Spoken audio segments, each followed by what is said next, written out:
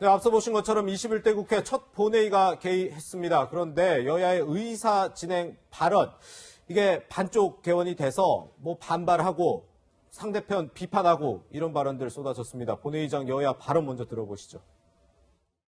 오늘 본회의를 여는 것은 국회법보다 상위 법률이자 최고 상위 법률인 헌법을 지키는 일입니다. 교섭단체 대표가 합의하지 않으면 본회의를 열 수 없다는 주장은 헌법을 부정하는 반헌법적 주장입니다.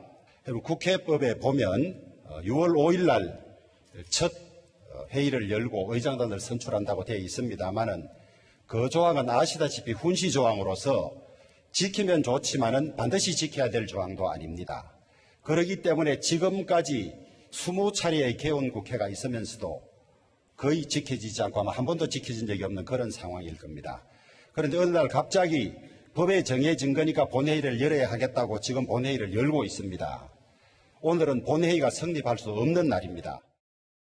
네, 먼저 우리 박 교수님.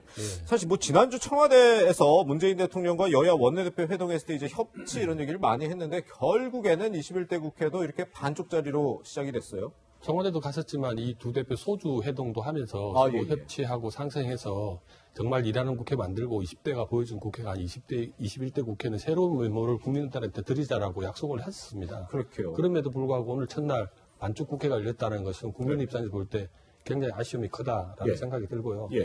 뭐라 그럴까, 협치를 한다 어쩐다보다도 서로 자기 이익에 치우쳐서 지금들 이렇게 하고 있지 않나라는 생각밖에 안 듭니다. 왜냐하면 큰 국민들의 들을 의제를 가지고 싸운다면은 모르지만 상임위 배분을 하고 어쩌고 하는 거는 국민의 이익하고 그렇게 큰 관계가 있을까요? 라는 생각이 듭니다. 어쨌든 아쉬움이 크고요. 어쨌든 박병석 국회의장이 새로 선출되셨지만 여러 가지 좋은 안을 많이 말씀도 하셨으니까 그런 측면에서 아마 좋게 해결이 되지 않을까 기대는 해봅니다. 네, 변호사님, 통합당이 이제 표결은 참여하지 않았지만 어쨌든 의사 진행 발언 그들 참여를 했는데 이거는 뭐 좀 최소한의 개원에 대한 의지라고 봐도 될까요?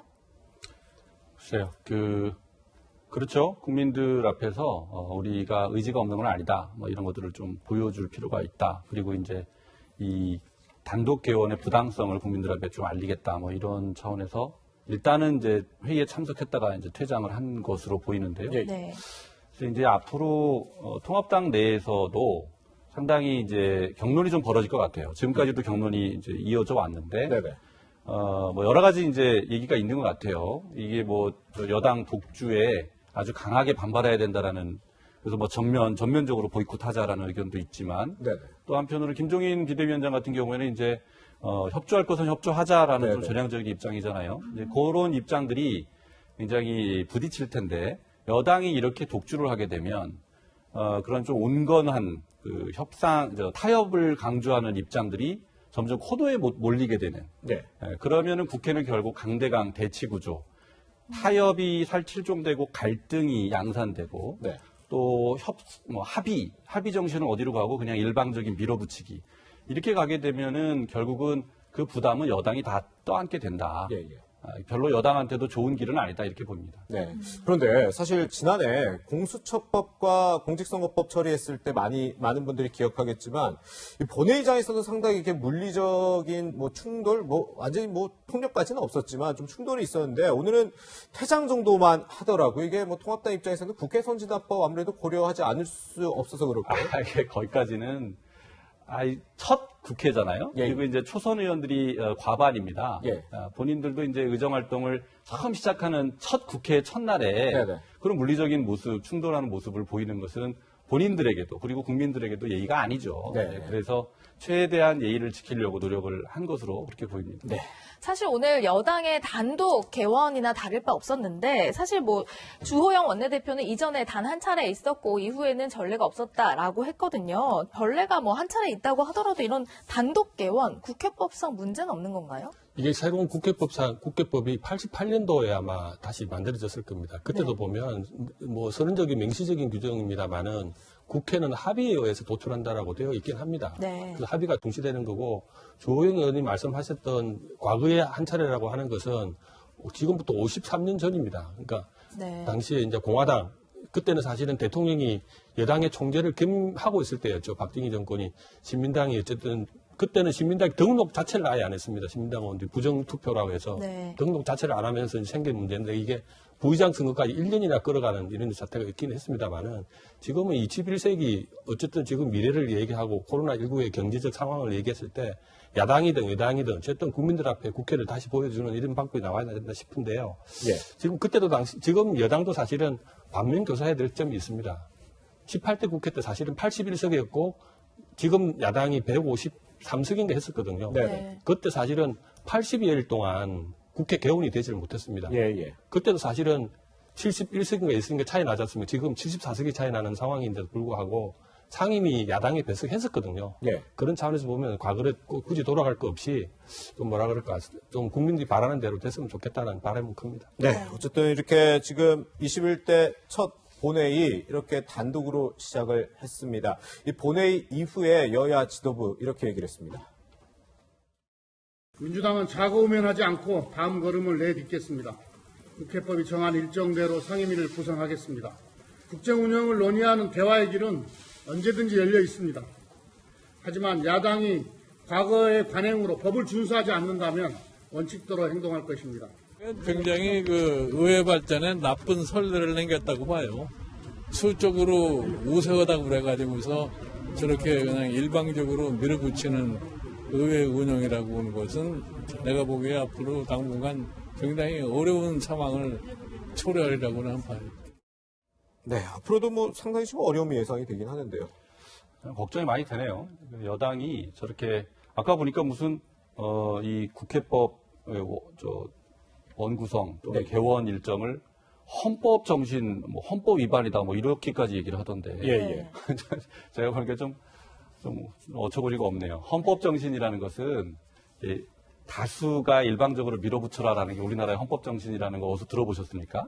우리나라 헌법은 민주주의 원칙이잖아요. 다수결의 원칙을 포함하고 있지만 어디까지나 대화 타협 그리고 합의 정신 이게 더 네. 그걸 우선해야 된다. 이게 우리나라 헌법 정신인데 예. 이걸 완전히 거꾸로 지금 해석을 하고 있는 것 같고요. 네. 그 법에 어떤 시한을 정한 예는 되게 많이 있어요. 예를 네. 들면 선거 사건 같은 경우에 법에서 6개월 내에 재판을 해라라고 정하고 있지만 법원이 그거 지키지 않죠. 왜 법원이 일부러 안 지킨다기보다는 그 기계적으로 그 기한을 이렇게 엄격하게 적용했을 때는 네. 사안 자체를 면밀하게 정확하게 판단할 수가 없는 예, 예. 그런 상황을 막기 위해서 또 심도 있게 검토하기 위해서 이걸 혼시적 규정으로 보는 거예요. 예. 강제적 규정이 아니라 마찬가지로 이 개원 일정도 이렇게 정해놓은 것은 그거 안 지키면 개원하지 말아라 이런 게 아니라 예. 그때 기준점을 정해놓고 여야가 요걸 정해놓고 빨리빨리 준비를 해서 열어라라는 그런 훈시적인 규정이에요. 근데 이것을 가지고 무슨 강제적인 규정이냐 예, 예. 이렇게 해석을 하는 것은 앞으로 이런 유사한 예가 여러 가지 이 법에 그런 기한을 정해놓은데 다 이렇게 적용할 거예요? 예. 그렇게 적용을 하자 그러면 결국 부메랑을 맞게 되는 것도 여당일 거예요. 예. 저는 이렇게 이현령 비현령식으로 그렇게 가지 않기를 바랍니다. 예. 기계적인 일정을 맞추는 것에 대해서 좀 반대 의견을 표명하셨는데요. 네. 사실은 통합당 입장에서 살펴본다면 이게 여론전 말고는 어떤 개원이라든지 이후에 상황에 대해서 막을 방법이 없다, 카드가 없다 이런 지적도 있거든요. 이게 고민일 거예요. 지난번에 황교안 대표처럼 머리에 띠 두르고 어디 광장으로 나갈 수 있는 그런 상황도 아니고. 네. 그래서 제가 이제 얘기를 들어보니까 그래 하는 대로 다 놔두자. 여당 하자는 대로 다 그냥 우리가 그냥 놔두자. 예. 이렇게 하는 의견도 있다 그래요. 예. 그냥 구경하고 있다가 나중에 어떻게 되나 보자. 네. 이런. 그런데 저는 그 여당이 지금 압도적인 다수이긴 하지만 지금 민주통합당의 지지율도 40%가 넘었단 말이에요. 미래통합당. 네. 죄송합니다. 미래통합당도 국민들한테 40%가 넘는 지지율을 받았는데 지금 이제 소선거구제라는 예. 이 좀 국민의 민의를 제대로 반영하지 못하는 선거 제도 때문에 민주당이 이렇게 압도적인 다수를 차지한 거죠. 국민들은 40%가 넘는 국민들이 굉장히 비판적인 눈으로 바라보고 있다. 이거를 여당은 항상 명심해야 될 것 같아요. 네. 네. 어쨌든 민주당은 이제 오는 8일까지 원구성 협상까지 지금 마무리를 하겠다 이런 입장이기 때문에 앞으로 좀 협상 과정도 살펴봐야 될 것 같은데 일단 좀 이 부분도 지금 많은 관심을 끌고 있는 게 오늘 어쨌든 개원을 했잖아요, 국회가. 네, 네. 그러면 그동안에 사실 정의기억연대 회계부정 논란의 중심에 있던 이 더불어민주당 윤미향 의원 이제 오늘부터 불체포 특권 갖게 되는 거 아닙니까?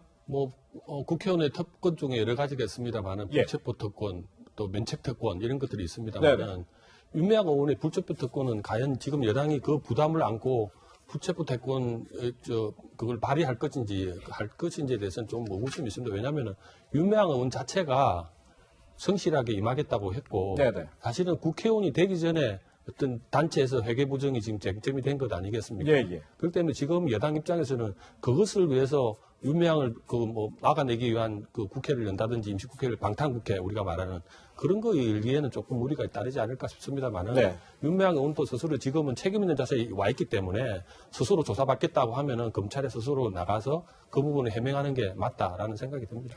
네, 오늘 국회가 반쪽 개원했다 이런 지적을 받고 있는 안타까운 상황 잠시 짚어봤습니다.